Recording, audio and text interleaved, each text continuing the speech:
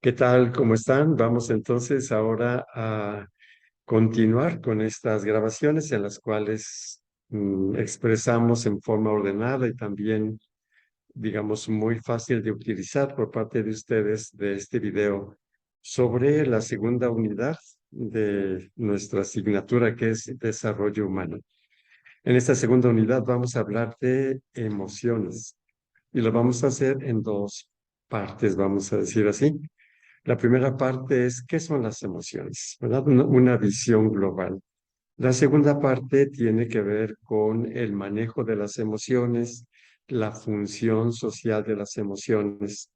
Y para ello, en este segundo momento, vamos a ver ese grande aporte que se ha hecho a la psicología allá en los años 90, ¿verdad? Y que hoy conocemos como inteligencia emocional. Y bueno, entonces de inmediato inicio aquí colocando una presentación, ya como había comentado hace un momento, nuestra segunda unidad se llama emociones o estados afectivos. De hecho, privilegiamos la palabra emoción, pero ya sabemos que nosotros tenemos emociones, sentimientos, estados del humor, ¿verdad? Y a ello, y a todo eso le podríamos llamar estados afectivos. Sin embargo, bueno, seguimos usando esta categoría de emociones. Y de inmediato, nuestra pregunta, ¿verdad? Es, ¿por qué las emociones son tan importantes en la vida humana? O dicho de un modo un poquito más funcional, ¿para qué sirven las emociones? Bueno, son muchas y vamos a tratar de clasificarlas desde el miedo, pánico, coraje, enojo, igualmente, sí, susto, capricho, tantísimas cosas. Y vamos entonces a iniciar rápidamente presentando algo que está bastante difundido, aunque es limitado, pero conviene que lo conozcamos, ¿verdad? Ese modelo que se llama MATEA y que son las iniciales de 5 emociones. La M, miedo; la A, afecto; la T, tristeza; la E, enojo; y la A, alegría. Entonces, vamos a un momentito más a completarlas, pero no está de más tener conocimiento de que hay un modelo, ¿verdad? Que es útil, aunque limitado. Y este primer modelo nos ayuda a entender para qué sirven las emociones. ¿Para qué sirve el miedo? Para que nos protejamos, ya sea huyendo, ya sea peleando, ¿verdad? ¿El afecto para qué sirve? Para que nos vinculemos con otras personas, sabiendo que la vinculación es de vida o muerte cuando estamos pequeñitos y muy importante en la vida adulta. Estar vinculados con otras personas y el afecto nos mueve a crear vínculos. La tristeza, ¿para qué es la tristeza? Para que cuando tenemos una grande pérdida y necesitemos tiempo para adaptarnos a la nueva situación en la que carecemos de aquello que hemos perdido, entremos en nosotros mismos, se llama introspección, reflexionemos, incluso aprendamos, ¿verdad? Esa es la función de la tristeza.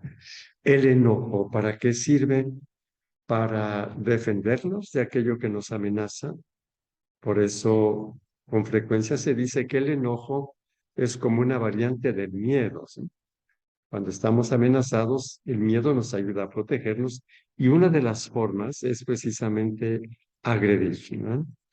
O cuando, por ejemplo, nosotros necesitamos obtener algo muy importante para sobrevivir, hay un obstáculo y nuestro enojo, la energía que nos genera el enojo, nos va a llevar a tratar de destruir ese obstáculo. Y la alegría para darnos vida y energía. Hay más emociones, lo veremos, pero bueno, aquí lo importante es presentar o saber que existe este modelo que se llama MATEA. Pero sabemos que las emociones son más todavía y tenemos dos grandes investigadores sobre emociones, Paul Ekman y Robert Plutchik. Y ellos señalan que las alegrías fundamentales, las emociones básicas o fundamentales son alegría, ira o enojo, miedo, tristeza, sorpresa, que no habíamos señalado con el modelo Matea, asco, que tampoco habíamos señalado con Matea, confianza e interés. Y todas estas emociones también tienen una meta, ¿verdad? Hay también emociones secundarias, luego podemos regresar a las primarias y a las básicas, ¿verdad? Entonces, en lo que conocemos como emociones secundarias, a diferencia de las emociones básicas o emociones primarias, son emociones aprendidas. No aparecen desde que nacemos, como sucede con las emociones básicas. Las adquirimos mediante nuestras experiencias de vida. Por ejemplo, la vergüenza. Hay algunas personas que sienten mucha vergüenza de algo y otras no lo sienten. Hay como un cierto aprendizaje, ¿verdad? Lo mismo la culpa. Qué bueno que sintamos culpa cuando hemos cometido un error que podíamos evitar. Pero a veces algunas personas aprenden culpas de forma no sana. La culpa puede ser también un estado emocional insano. O, en el peor de los casos, no sentir culpa por nada absolutamente, que es el caso de los psicópatas, los abusadores, ¿verdad? No sienten culpa. Bueno, la culpa es algo, es una emoción que aparece después, tiene que ver con la educación, con la cultura, etcétera. El bochorno, ¿qué significa bochorno? Sofocamiento, se siente que se sofoca un poquito cuando algo nos ofende, nos molesta o avergüenza incluso. La satisfacción, cuando por ejemplo logramos algo. No podemos nacer con satisfacción porque no hemos aprendido a hacer nada ni podemos hacerlo todavía. El desprecio también, por ejemplo, un bebé no puede. O sea, ¿cómo le hace para expresar desprecio, sentir desprecio? El entusiasmo, la complacencia, el orgullo y ciertos tipos también de placer, son las emociones secundarias, distinta de los sentimientos. Y hacemos aquí una diferencia. La diferencia entre emociones y sentimientos tiene que ver con su duración, su intensidad y con la presencia de pensamiento. ¿Sí? Entonces, los sentimientos se generan poco a poco, son menos intensos que las emociones y son más conscientes. ¿No? Diríamos que una emoción es fuerte, no piensa la persona, siente nada más eso, ¿sí? Mientras que los sentimientos, bueno, son también poco duraderas. Los sentimientos duran más, hay más conciencia, son menos intensos. Y bueno, ahí tienen ustedes algunos de los sentimientos. El amor, por ejemplo, puede ser tanto una emoción como un sentimiento, ¿verdad? Pero generosidad, afecto, júbilo, compasión, esperanza, gratitud, acompañamiento, bondad, integridad, apego, armonía, honestidad, humildad, templanza, motivación. Aparecen incluso otras palabras que además de ser sentimientos o de experimentarlas, también son otras cosas, como por ejemplo la templanza es una virtud. La motivación, por ejemplo, no se reduce solo a ser un sentimiento de sentirnos motivados, ¿no? También es algo que nos mueve a la conducta. Entonces, aquí tenemos pues una lista. Son tantos que seguramente esta lista es insuficiente, ¿verdad? Las emociones son muy complejas. Entra el componente cognitivo, no consciente necesariamente, ¿no? Que ya comentábamos, pero sí entra la percepción. Es decir, si yo no percibo nada, lo puedo percibir dentro, con el pensamiento. Hay cambios corporales o fisiológicos, hay cambios expresivos, nos cambian los gestos y nos llevan a ciertas conductas, ¿verdad? Las emociones muchas veces nos hacen hacer cosas involuntariamente. ¿Mm? Entonces, aquí es muy importante entender que las emociones nos involucran completamente en nuestro conocimiento, percepción, nuestra fisiología, nuestra expresión facial, por eso se nota lo que estamos sintiendo, y nuestras conductas. Y aquí entonces nosotros podemos darnos cuenta a qué nos mueve cada emoción. Se le conoce como función adaptativa de las emociones, o si ustedes gustan, ¿para qué sirven las emociones? Habíamos ya comentado brevemente con el modelo Matea, ¿eh? Pero aquí lo completamos un poquito más. El miedo hace que nos protejamos, ya sea corriéndole, arañando, peleando, de la manera que podemos más eficaz. ¿Sí?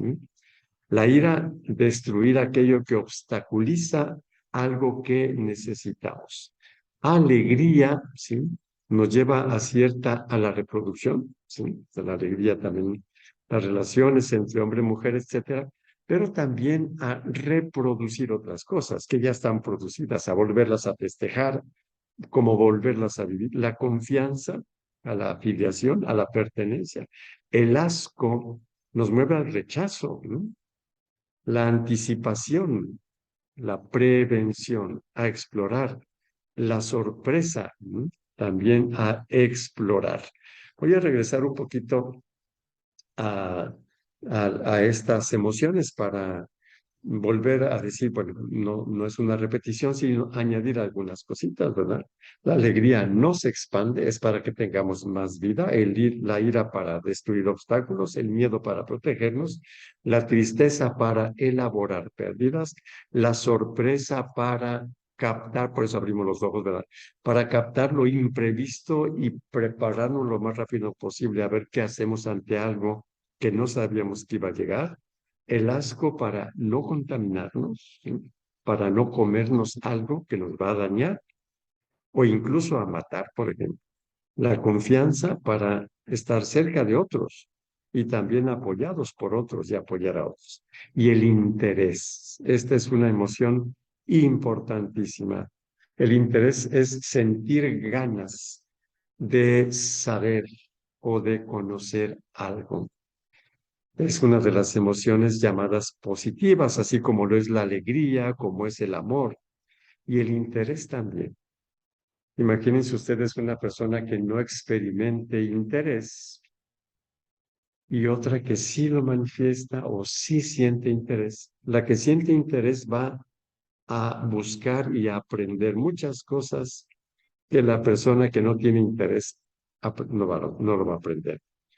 Una va a superarse mucho, mientras que la otra se quedará estancada. Bueno, esta primera partecita, un poquito más breve, ¿no? Es para darnos una idea, vamos a decir así, de lo que son las emociones. Y pero como comentaba que pues no basta que nosotros tengamos una idea de lo que son las emociones. Es importante saber también cómo gestionarlas. Y por eso vamos a detenernos un poquito más en un aporte que surgió por los años 90, ¿verdad? Un progreso de la psicología, y ese aporte se le llamó inteligencia emocional.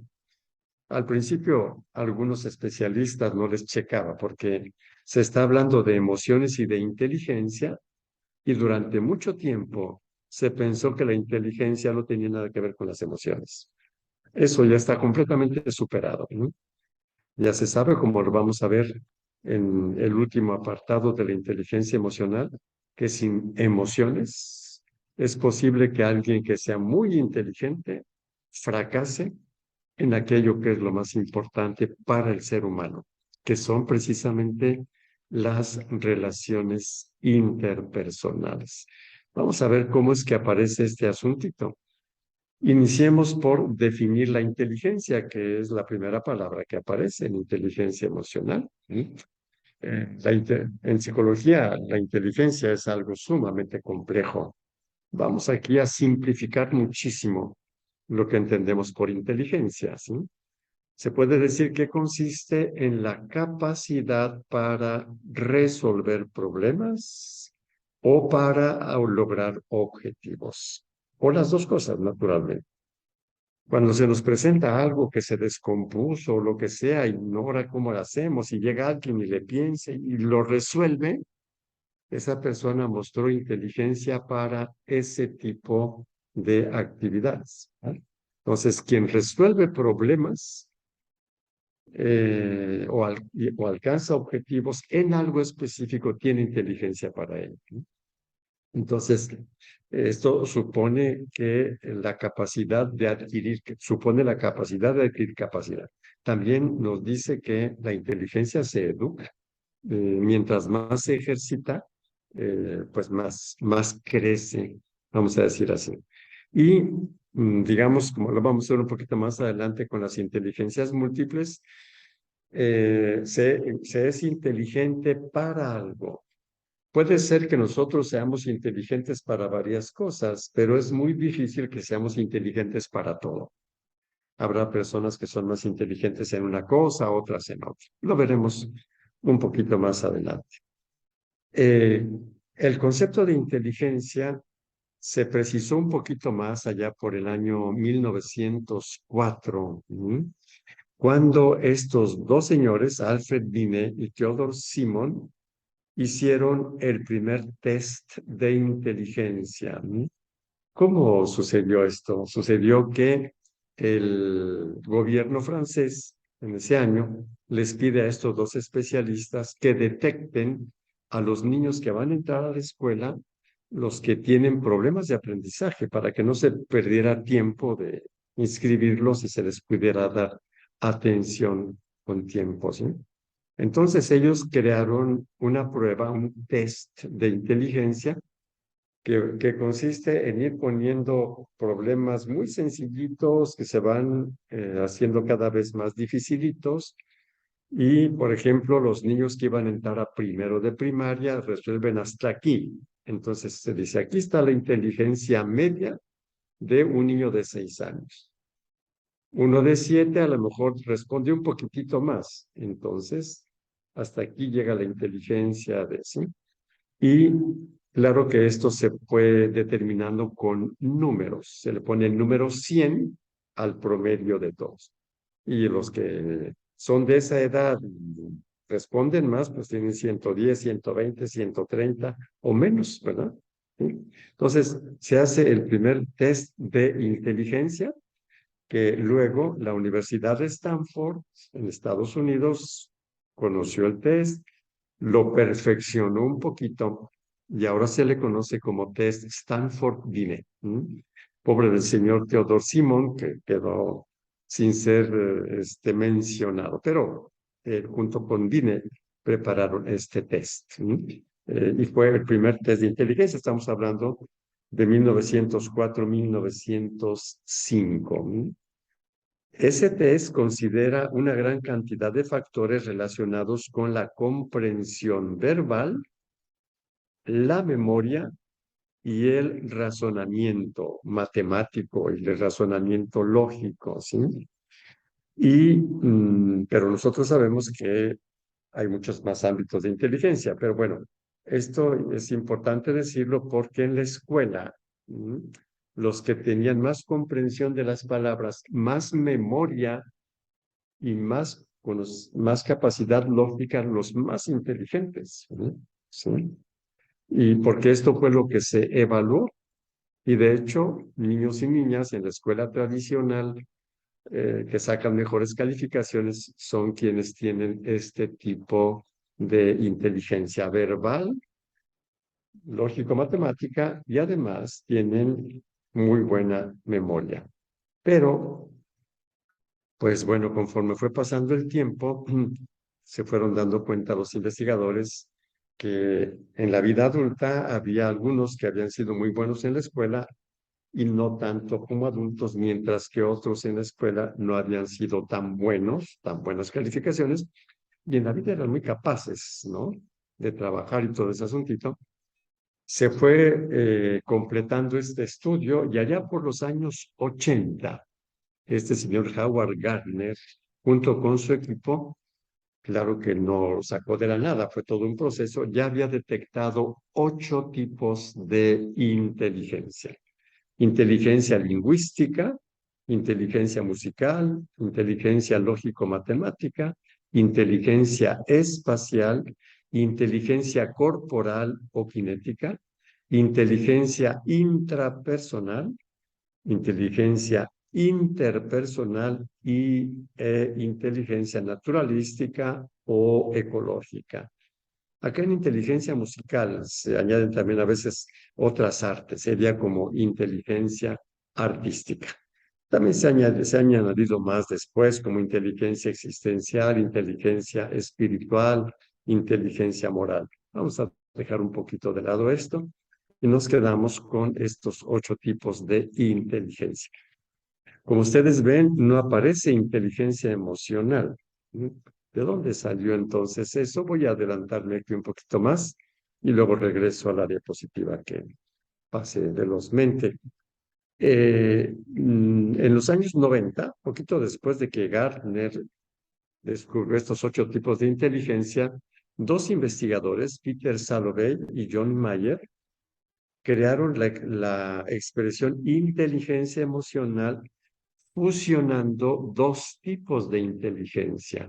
La inteligencia intrapersonal, o sea que una persona se entiende a sí mismo, intra, dentro de sí, y la inteligencia interpersonal, la capacidad de relacionarse con los demás.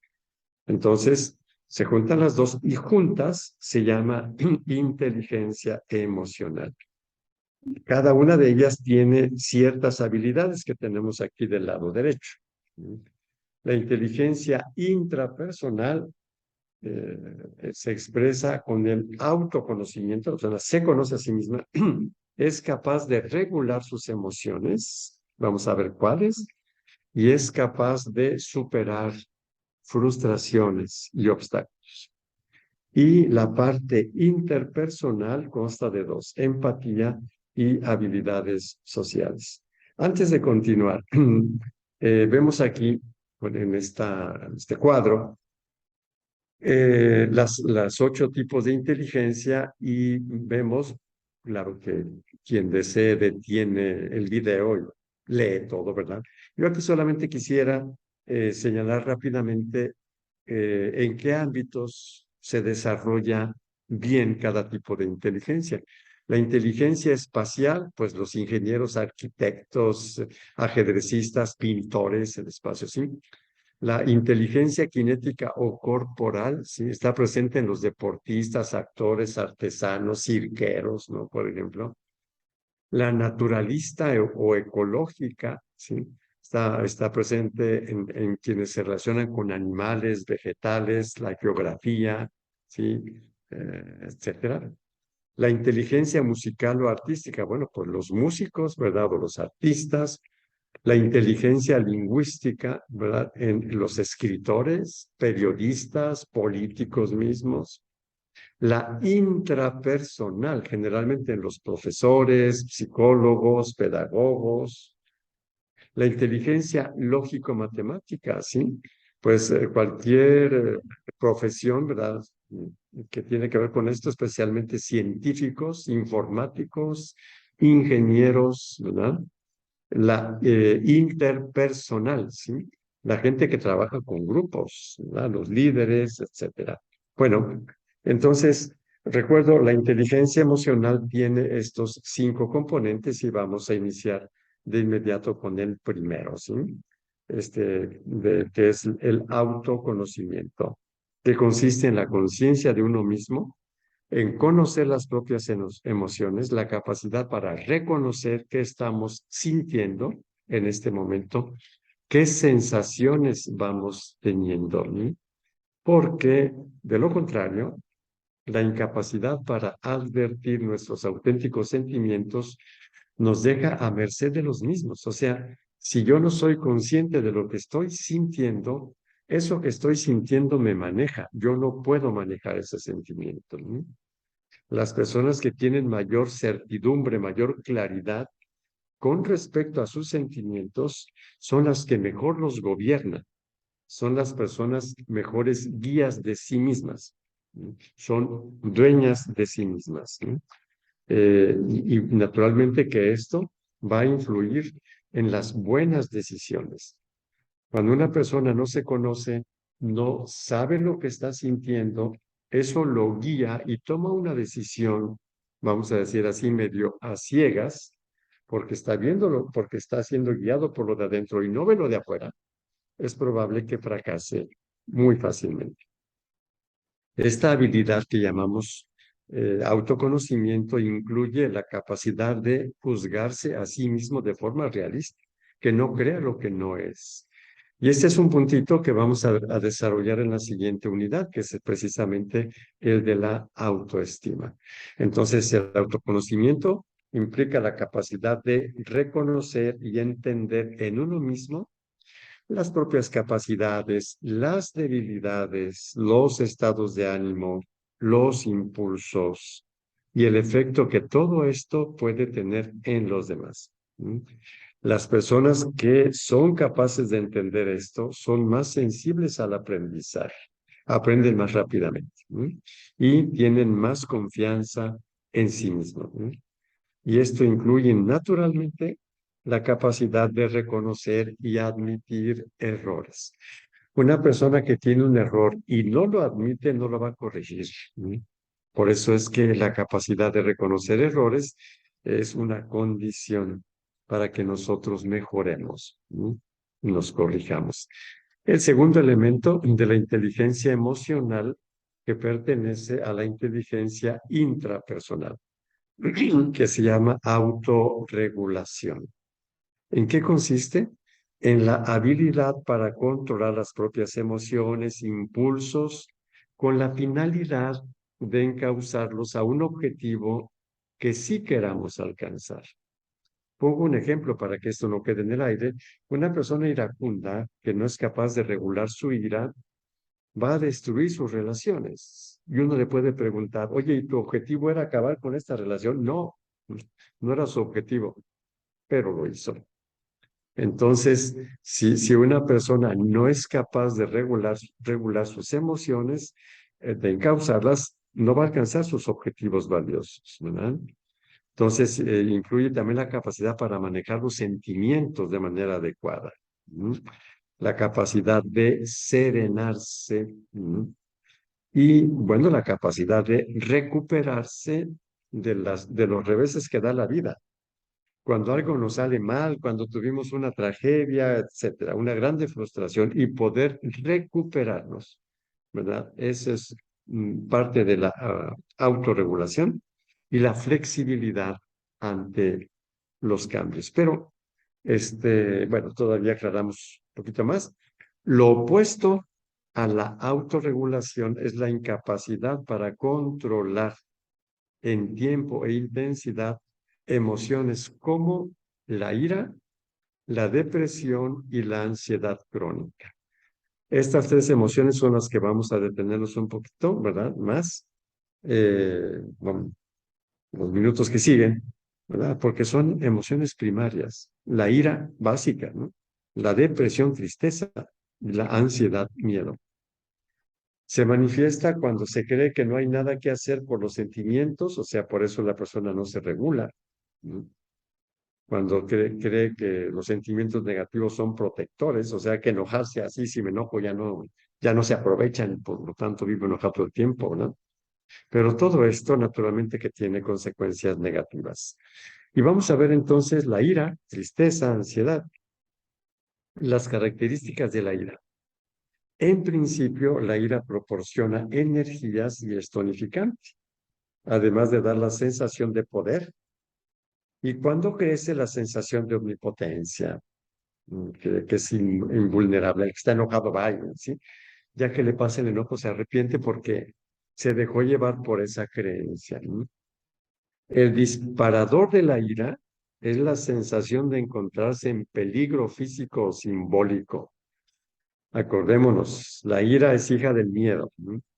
Entonces, si yo creo que voy a ser agredido, saco las uñas, me enojo tremendamente. ¿Cómo regular la ira? La ira se regula, se controla desafiando las creencias o pensamientos que tenemos, ¿sí? Creer, por ejemplo, que algo nos daña cuando no es cierto. Puede ser que sí, entonces la ira va a tener una función positiva. Pero, por ejemplo, si alguien me corrige y yo me enojo porque me siento desvalorizado, en realidad no estoy desvalorizado. Es una corrección que me ayuda, pero mi creencia ¿m?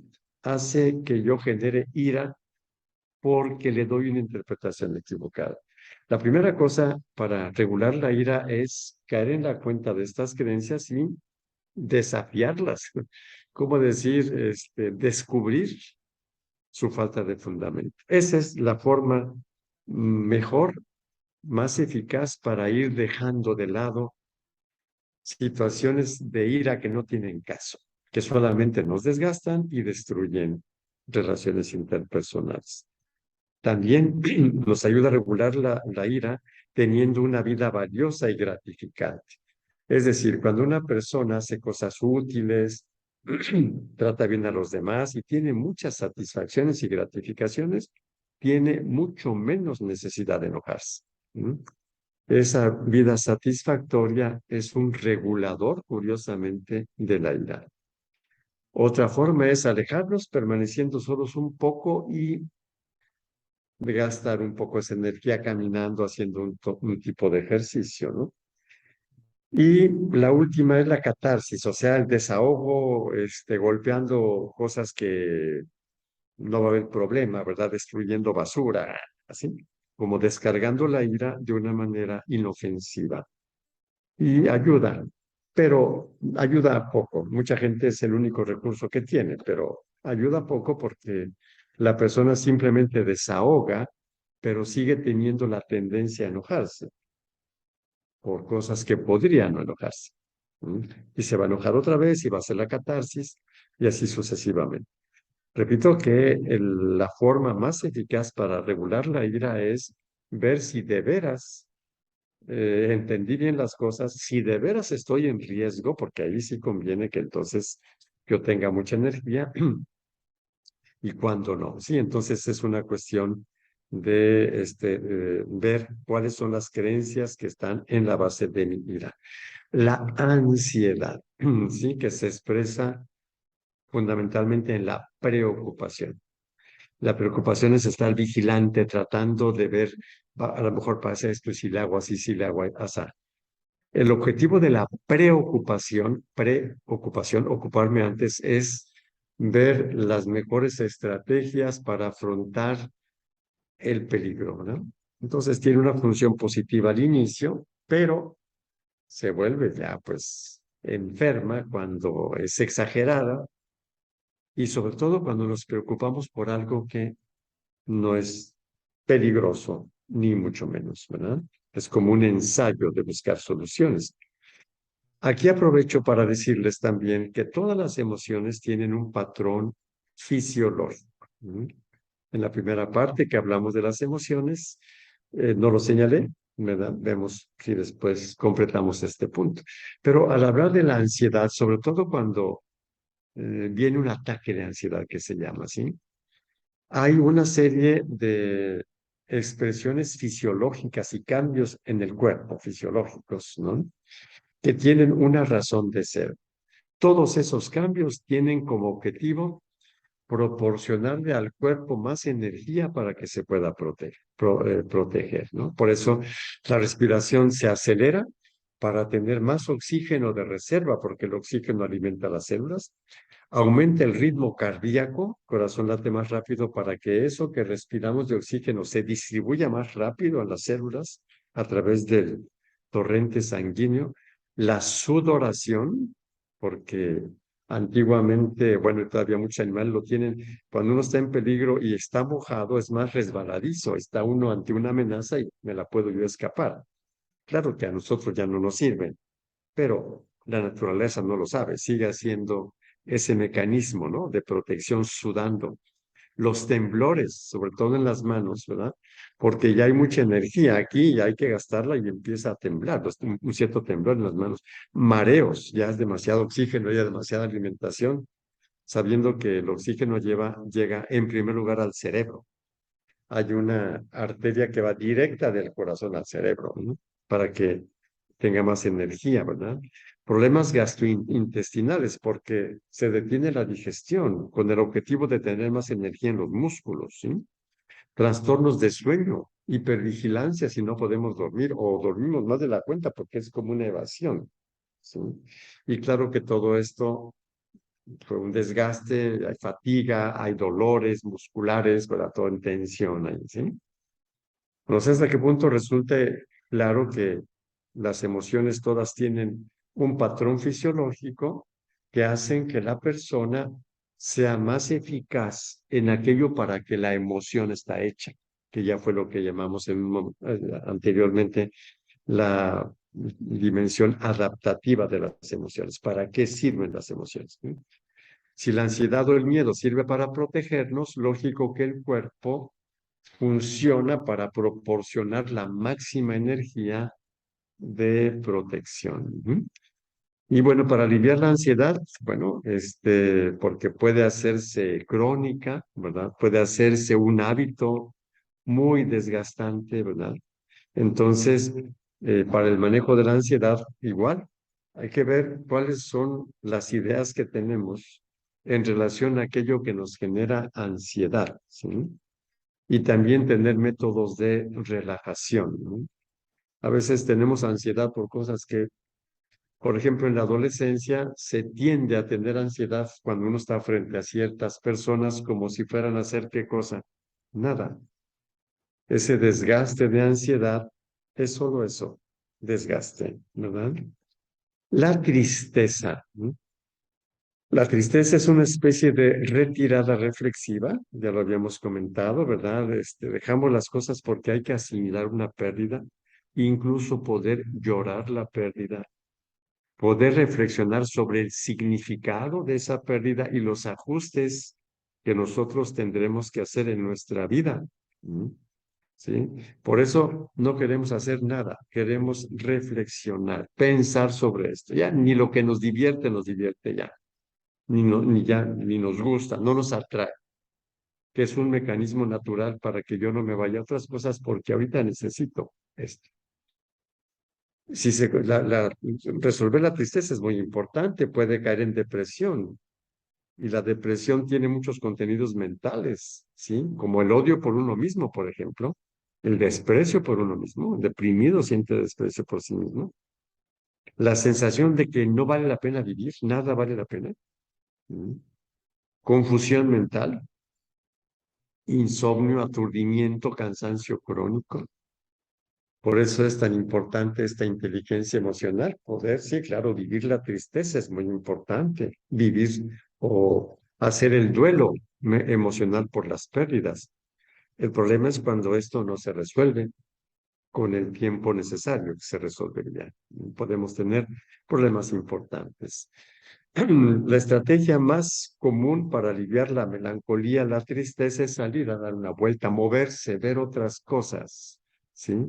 Pero también como en los demás, es importante desafiar, cuestionar los pensamientos o las creencias que están en la base de la tristeza o de la depresión, ¿sí? Ver las cosas de manera diferente, ¿sí? Se le llama reestructuración cognitiva. Como contaba Víctor Frankl en un señor que estaba muy triste, pero muy, muy triste por la muerte de su esposa y no se podía, pasaban los tiempos y no se podía consolar. Y Frankl le dice, sí, claro, usted quería mucho a su esposa, pero fíjese que si hubiera sido al revés, si muere usted, su esposa tendría este sufrimiento y usted la liberó de este sufrimiento. Esta es una reestructuración cognitiva, es decir, ese hombre sigue, o sea, perdió a su esposa, no es que la recupera, pero le cambia el significado cuando se da cuenta que a su esposa, a la que amaba tanto, la liberó de este sufrimiento, de la pérdida, sufriéndolo él, ¿verdad? Estas son las reestructuraciones cognitivas, ¿sí? También, pues sí, nos cuesta trabajo, pero hacer algo que valga la pena, que nos guste y que sea valioso, ¿no? ayudar a otras personas. No se imaginan lo sanador que es para la ira y para la tristeza, decir, a ver, voy a ver a quién le ayudo, ¿sí? Hagan la experiencia, el experimento y van a ver. Ejercicio aeróbico, incluso caminar y rezar. No lo digo yo porque soy sacerdote, lo dice la psicología. ¿Mm? Son estrategias que nos ayudan a serenarnos ante esa emoción primaria que se llama tristeza. ¿No? También hay otras cosas que no se refieren directamente a cada emoción, ¿verdad? Por ahí hay alguien que presenta 7 consejos para que las emociones sean más gestionables, ¿verdad?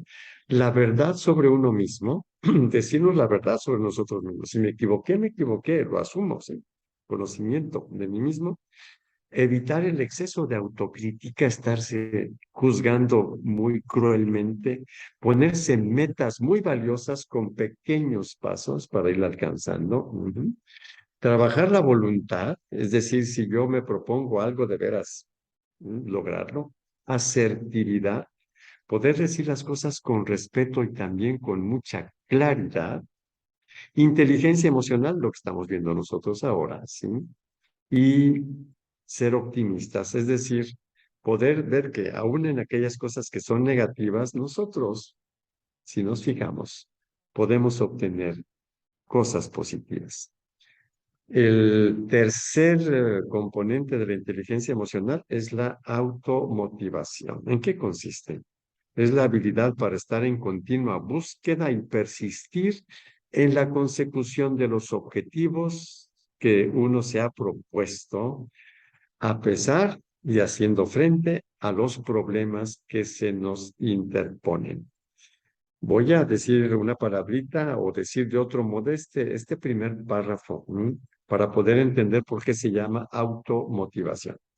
Si, por ejemplo, yo quiero que las personas que amo, quiero tratarlas bien y quiero que mi relación con esas personas no se destruya, sino que crezca y se alimente, ese es mi objetivo, entonces tendré que tenerlo muy presente, aunque a veces me moleste y me dé ganas de ofender a la persona con mi enojo. Entonces yo digo, a ver, claro que me dan ganas de agredir, pero si lo hago, destruyo mi objetivo. ¿No? Entonces la automotivación es, yo tengo este objetivo y voy a aguantar aquellas cosas que lo pueden destruir, aunque me supongan mucha energía o muchas ganas. ¿Sí? Ujú.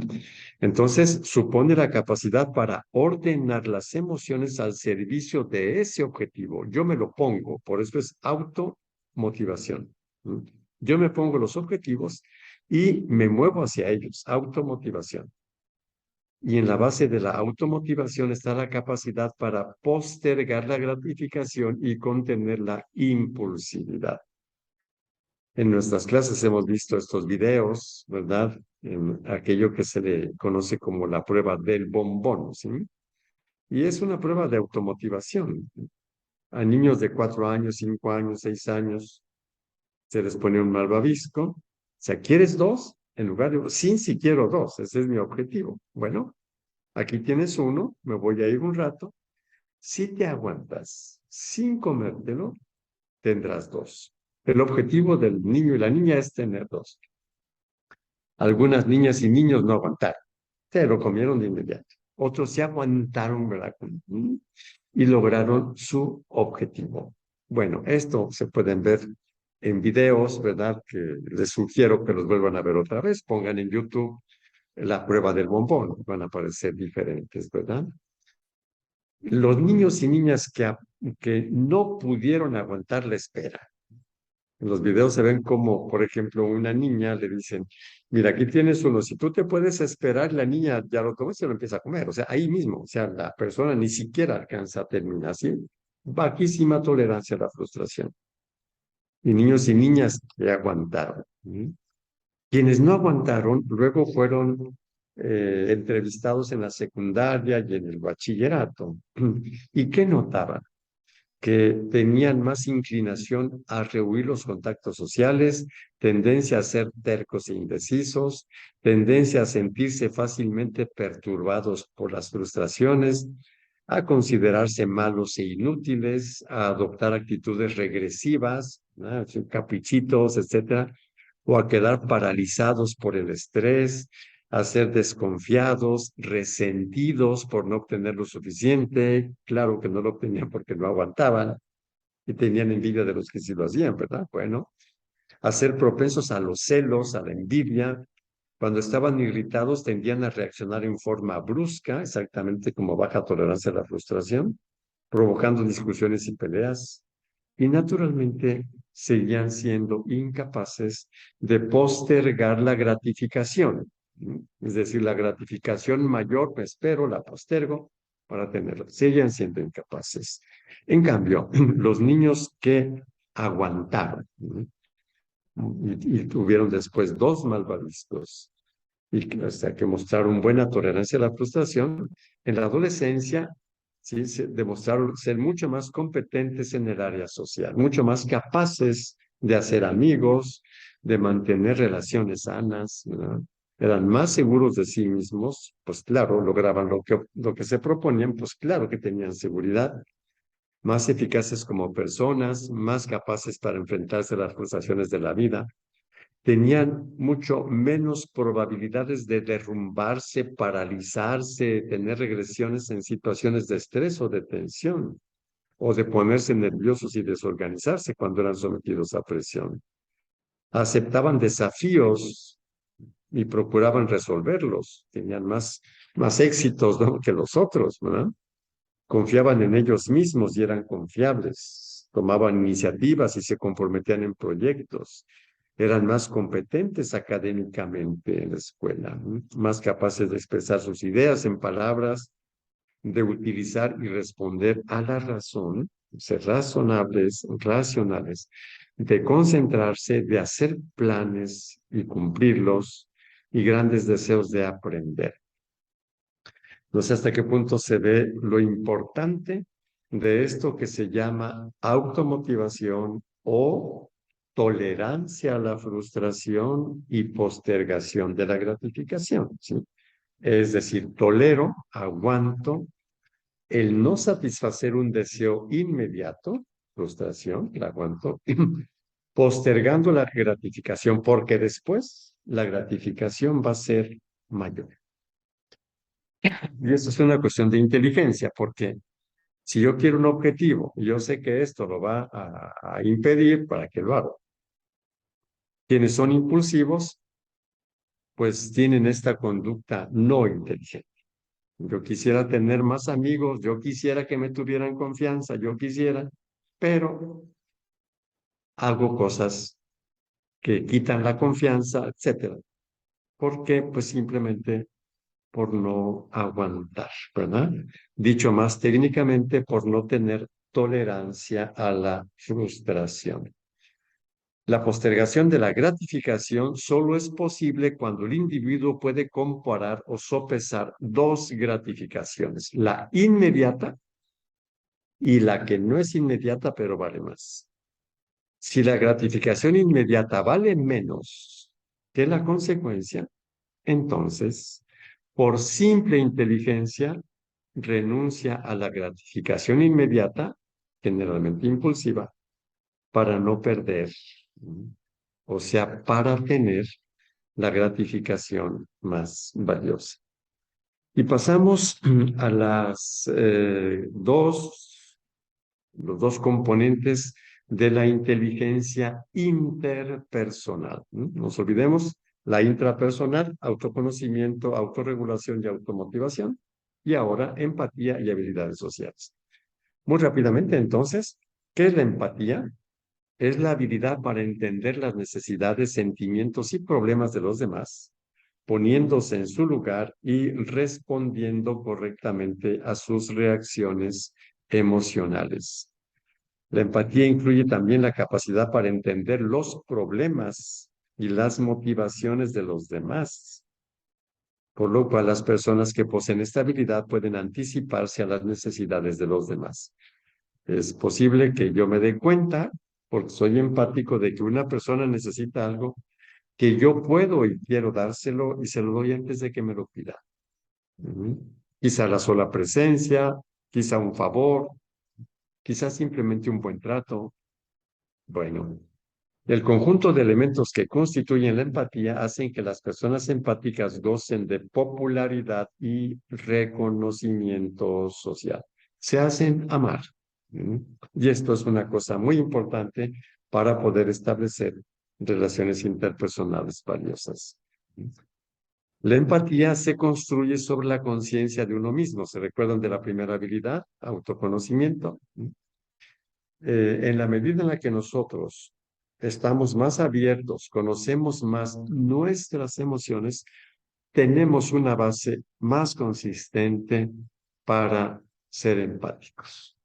En este sentido, quienes no tienen conciencia de sus propios sentimientos, como los alexitímicos, se sienten completamente perdidos cuando se trata de saber lo que siente alguien que está junto a ellos. Son emocionalmente sordos. ¿Mm? Y cuidado con estas personas, ¿no?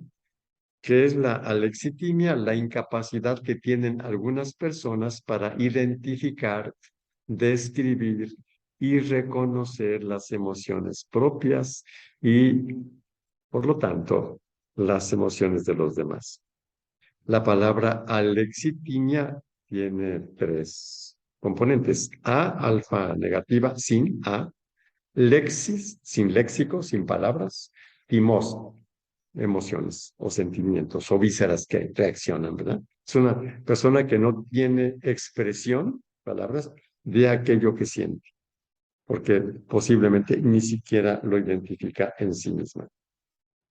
Hay una cosa importante que nos permite ver cuál es la base biológica de la empatía, que son unas neuronas, ¿verdad? Ciertas neuronas del cerebro. O sea, hay partes de nuestro cerebro que se comunican con otros cerebros, claro, a través de las expresiones faciales, movimientos, etcétera. Y estas se descubrieron en 1995 o 96, del investigador Giacomo Rizzolatti de la Universidad de Pisa. Estaban investigando, ¿sí? Los monos, ¿no? Ciertos monos que tienen ahí en el laboratorio, conectados en su cabeza con electrodos para ver la activación de las neuronas, de ciertas neuronas motoras. Entonces, cuando el mono tomaba un plátano, y para pelarlo, se le activaban las neuronas motoras, que hacían que se moviera para agarrar el plátano. Pero en un receso, curiosamente, los monos estaban sin hacer nada y un investigador tomó un plátano, lo empezó a pelar y se le activaron las neuronas al mono. El mono no estaba moviéndose. Las mismas neuronas que se le activaron cuando él tomaba un plátano y lo pelaba, las mismas neuronas se le activaron cuando vio que otro hacía eso, ¿sí? Y a eso se le conoce como neuronas espejo. Entonces, repito lo que acabo de decir hoy, se trata de neuronas que se activan tanto cuando el mono ejecuta una acción como cuando ve que otro la ejecuta. Y las neuronas espejo explican también la tendencia a la imitación, también con ciertos animales o también entre seres humanos. Y bueno, siguiendo con la cronología, se vio que después también los seres humanos tenemos neuronas espejo. Y por lo tanto imitamos, etcétera. Y esta es, por ejemplo, una de las explicaciones del por qué cuando una persona bosteza, nosotros también bostezamos, ¿no? O sea, nuestro cerebro se activa de la misma manera cuando bostezamos que cuando vemos que otro bosteza, y entonces ya lo hace con nosotros, ¿verdad? Y entonces, como decía, esta es la base biológica de la empatía. El hecho de que Dios nos haya regalado las neuronas espejo indica que nos ha programado para la empatía. Estamos programados para ser empáticos. Sin embargo, este regalo debe ser recibido y desarrollado en forma consciente y en forma responsable, porque también podemos destruir la capacidad de empatía. O personas sumamente maltratadas les acabaron la capacidad de empatía, como son los psicópatas que había comentado anteriormente, ¿no? Que vamos a hablar un poquito más de esto unos momentitos más. El fracaso en la habilidad de relacionarse, la imposibilidad para registrar los sentimientos de otro es un déficit, una carencia considerable para la inteligencia emocional y por lo tanto un fracaso como ser humano. O sea, un ser humano que no sepa comunicarse con otros seres humanos, pues se va a quedar solo, se va a ir hacia abajo. Hay muchas cosas negativas, ¿no? Sí, pues por eso podemos decir que es como un fracaso humano, ¿sí? Como ser humano, ¿no? En cuanto que queda aislado y eso genera también muchos problemas de muy diversos tipos. La cuestión del psicópata que había comentado anteriormente, ¿sí?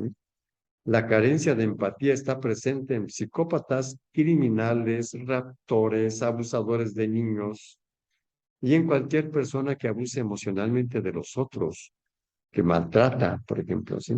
Que se llama abuso emocional, ¿sí? Estas personas no captan, no les afecta el sufrimiento de los otros y hasta son capaces de decir que les gusta sufrir, ¿verdad? Y esto ya sabemos que es un déficit terrible, que no se lo deseo a nadie, ¿no? Carencia de empatía, bueno, el déficit de habilidades sociales contribuye a los desastres más grandes de relaciones interpersonales, que es el tema que sigue. ¿Mm? Y bueno, indica, bueno, predispone al fracaso, aunque la persona, entre comillas, sea muy inteligente, entendiendo por inteligencia aquí el coeficiente intelectual, inteligencia lógica, inteligencia verbal, de cosas abstractas, pero carece de esto y fracasa. La clave para intuir los sentimientos de la otra persona está en la habilidad para interpretar el lenguaje no verbal, la expresión de la cara, el tono de la voz, los ademanes, etcétera, ¿verdad? Un estudio reveló que cuando se ve cómo se comunican dos personas que se conocen de tiempo, o sea, que tienen una historia de conocimiento, como son familiares, etcétera, se ve que los conceptos, las palabras ocupan solo el 7% de la comunicación. El modo como hablamos, el modito, ¿verdad? Sí, el 38%. Es decir, comunicamos más con el modo como hablamos que con las ideas que estamos transmitiendo. Y los gestos de la cara, de expresión facial, el 55% de la comunicación interpersonal. Es decir, que comunicamos mucho más con la cara, bastante con el modo como hablamos y poquito con los conceptos que expresamos. Aquí por eso es tan importante que para ser empáticos, nosotros nos hagamos conscientes de cómo ponemos la cara, ¿verdad? Cuando estamos hablando con otras personas o cuál es el tonito que usamos, las palabras, ¿sí? Todo eso es importante. Una persona con inteligencia emocional fue una persona que conoce esto, que es la primera habilidad, el autoconocimiento. ¿Sí? Por eso ven ustedes que la inteligencia emocional es algo que se desarrolla, algo que se va aprendiendo y algo para lo cual nos vamos habilitando, ¿no? La empatía es la base psicológica de los valores éticos o morales. O sea, una persona que desarrolla inteligencia emocional va a ser una persona de grandísimos valores humanos, aunque no se ponga el problema de los valores. Garantiza respeto, buen trato en cualquier circunstancia, ¿sí? Es la energía que impulsa a encontrarnos con quien necesitamos. Y esta es la base del amor misericordioso, la base de la compasión, valoradísimas en la fe cristiana, en la Oriente, ¿sí? Y bueno, ¿cuáles son los elementos de la empatía que, como ya dijimos, incluye o implica autoconocimiento? ¿Sí? Capacidad para entender las personas desde su punto de vista más que desde el nuestro, experimentar el modo de ver de otra persona como si fuera el propio modo de ver, comprender sin juicios, sin estar juzgando a las personas, ni pretender darles consejos, darse cuenta de que lo que sienten los demás sin necesidad de que nos lo digan, o sea, poderlo captar antes de que nos lo digan, o aunque no nos lo dijeran, habilidad para entender las necesidades y sentimientos, problemas y motivaciones de los demás, poniéndose en su lugar, ¿verdad? Y capacidad para percibir la experiencia subjetiva de otra persona. Pasamos al último punto de inteligencia emocional, ¿no? ¿En qué consiste? En el talento para manejar correctamente las relaciones con los demás. Quienes poseen estas habilidades son excelentes negociadores, muy capaces para llegar a acuerdos en situaciones donde la mayoría se pelea, ¿sí? Son líderes, ¿sí?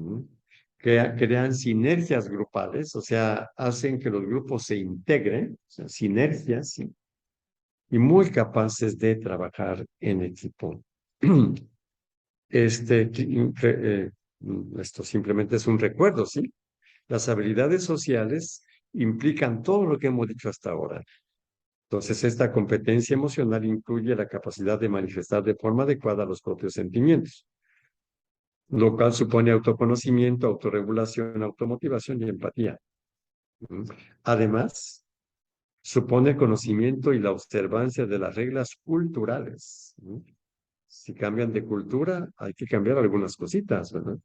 Y la capacidad para distinguir cuándo es sano, educado y conveniente expresar las emociones, ¿sí? No nos vamos a poner a llorar en una boda o a cantar en un funeral, ¿sí? O a echar chistes a una persona que está muy triste o cosas así, ¿sí? Entonces, o que nosotros quisiéramos algo, pues sí, pero hay un contexto social. Y las habilidades sociales tienen que ver con esto, ¿sí? Y por lo tanto requieren una manifestación sana de las emociones, ¿sí? Entonces, bueno, aquí ya brinco esta diapositiva, simplemente es recordar un poco qué son esas emociones. Y repito, quien desee verlas con calma, simplemente detiene el video, ¿verdad? Entonces, comentábamos que es muy importante entender las señales no verbales que otros emiten. Como ven ustedes, esto es común para la empatía y para las habilidades sociales, o sea, entender las señales. En todo encuentro interpersonal se da un intercambio tácito de señales emocionales que son captadas a veces de forma inconsciente, ¿no? Lo que hace que las emociones sean contagiosas. A veces no nos damos cuenta por qué nos sentimos tan bien con una persona y nos da mucho gusto. A veces no nos damos cuenta por qué hay algo en otra persona y no lo captamos. Hay mucha investigación sobre esto y resulta que cuando una persona no es auténtica y está ahí haciendo un gesto así, que muy positivo, lo que realmente está sintiendo lo expresa en fracciones de segundo. Es como un mensaje subliminal. Y nosotros captamos esos, bueno, nuestras vísceras, nuestras emociones captan esas señales. Nuestra parte consciente no alcanza a hacerlo, ¿no? Esto es lo que hace que nuestros sentimientos, que sí lo captan, empiecen, ¿sí? Entonces, entender esto es muy importante. Nosotros transmitimos nuestros estados de ánimo, aunque no queramos, ¿sí? Y los captamos también a veces sin darnos cuenta, ¿sí? Aquí, bueno, hay mucha tela donde cortar, porque yo de veras, si quiero transmitir alegría a otras personas, tendré que conquistar la alegría, ¿verdad? De otra forma va a ser muy difícil. Una parte muy importante, la conciencia de las señales no verbales que nosotros emitimos a los demás. ¿Mm? Volvemos otra vez a la primera capacidad de inteligencia emocional, que es el autoconocimiento. Las habilidades sociales dependen en gran medida de la conciencia que se tenga sobre las señales no verbales que el propio sujeto emite. Seremos tanto más hábiles en la medida en la que nos demos cuenta y controlemos esas señales que emitimos. ¿Mm? Aquí tiene una serie de diseños. Bueno, aquí hay un cómico francés que tiene una grandísima capacidad de expresión facial, ¿verdad? Pero aquí tenemos otros dibujitos, ¿no? El lenguaje corporal no tiene que ver solo con las señales, los gestos de la cara, también con la manera como nos sentamos, como hablamos, como saludamos o no saludamos, ¿verdad? Sí. Este es un detalle importantísimo de las habilidades sociales o de la inteligencia interpersonal. ¿No? ¿Cuándo y cómo inicia el aprendizaje social? La inteligencia social parte del ser expertos en reconocer, decíamos, los sentimientos de otros y luego hacer fáciles conexiones con ellos. En la infancia, la sincronía es como una danza emocional entre el bebé y su madre o su padre o el adulto que lo cuida, ¿verdad? Hace un gesto, se le festeja y este festejo al bebé le hace que todavía responda de X manera, ya es como una danza, vamos a decir así, emocionales. Y es ahí donde se juega la primera educación de la inteligencia emocional. La carencia de esta sincronía puede hacer que ese bebé no aprenda mucho, no aprenda a entender esto. No quiere decir que esté condenado a que no a que no tenga inteligencia social. Puede después desarrollarla. Le va a costar un poquito más de trabajo. ¿No? Aquí lo que queremos decir es que inicia en el trato de bebés, ¿no? Y de niños. ¿No? La creencia de que el problema está en los otros, cuando tenemos problemas de relación, hay que verificarlo. Es posible que sí haya personas muy problemáticas. Y bueno, también por inteligencia emocional hay que poner distancia. Pero ¿qué tal cuando sucede al revés? Si uno comete errores en el mensaje emocional que emite sin darse cuenta, sin caer en la cuenta de los gestos y los mensajes que uno está mandando, ¿verdad? Verá que la gente reacciona en forma extraña, ¿no? Y quizás de rechazo, ¿no? Claro que además de que esto lleva a una cierta impotencia, una depresión, una apatía, ¿verdad? También tenemos que decir que estas personas tienen muchos problemas, no solo en las relaciones de amistad, también de trabajo. Aquí, por ejemplo, una cosa que hay que insistir una y otra vez. Hay personas muy inteligentes que no tienen trabajo. No porque no sepan hacer las cosas, simple y sencillamente porque tienen muchos problemas en los trabajos y los corren. ¿Sí? Nadie los quiere, vamos a decir así. Y esta es una cuestión de inteligencia emocional. Entonces, tienen problemas laborales, académicos, etcétera. ¿Sí? Y naturalmente que esto influye, como decía, en el trabajo, aprendizaje, ¿sí? Y aquí, como ya comentaba, se junta mucho, va muy de la mano empatía y habilidades sociales. La inteligencia social va por allí. Según Goleman, del cual no hablé, él en 1996 publica un libro que se llama Inteligencia Emocional y difunde de una manera magistral eso que formularon los dos autores que señalé, ¿verdad? Que son Peter Salovey y John Myers. ¿Sí? Según Goleman, la prueba suprema de la habilidad social es la capacidad de aliviar las emociones alteradas de los demás. Cuando una persona es capaz de hacer sentir bien a otra persona cuando se siente mal, ¿no? Para él esa es la máxima, el máximo nivel. Pero con mucha inteligencia, porque hay personas que se van a sentir mal de todas maneras, van a rechazar y todo el asunto, pero también eso. Pero tienen esa capacidad muy desarrollada. Esta capacidad inicia mostrando empatía con sus sentimientos y perspectiva y luego atraer su atención a un foco alternativo. O sea, son personas que primero entran, son aceptadas con empatía y luego tienen la capacidad verbal y no verbal de favorecer que esta persona triste o lo que sea cambie un poquito el foco y vaya saliendo de esa situación, que es lo que él llama aliviar las emociones alteradas de los demás. Invertir el orden no funciona, o sea, primero ofrecer la alternativa y luego ser empático, o sea, primero llevar la solución. Muchas veces la persona le sale peor que le demos soluciones, ¿no? Las personas primero son empáticas y después ofrecen soluciones. Y cuando falta esta inteligencia social, el déficit de inteligencia social en los inteligentes es tremenda. Ya lo comentaba anteriormente. Una persona puede tener un alto coeficiente intelectual, muy buen matemático y habla muy bien, pero sin la capacidad para ser amable, saludar, agradecer, va a fracasar. Y generalmente la carencia de inteligencia emocional se manifiesta como la incapacidad de percibir lo limitado que es su comunicación y también a veces lo tóxico, ¿no?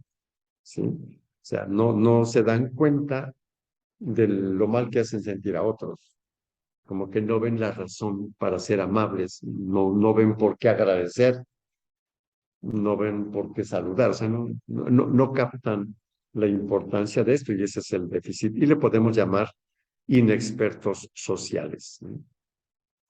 Los inexpertos sociales manifiestan una cierta torpeza en lo que se refiere a la cortesía social, a la educación, que se basa en reglas tácitas, reglas que no necesitan estar escritas, para que haya armonía social, ¿sí?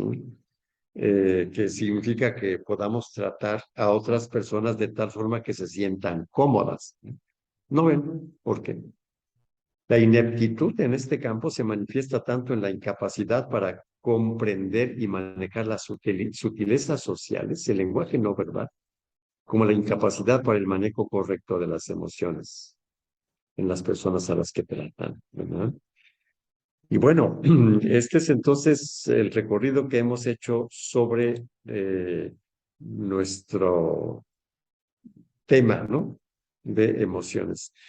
Solamente quisiera subrayar que en este contexto, las emociones, como ustedes han podido ver, tenerlas presentes, saberlas manejar, va a determinar muchísimo nuestra calidad de vida.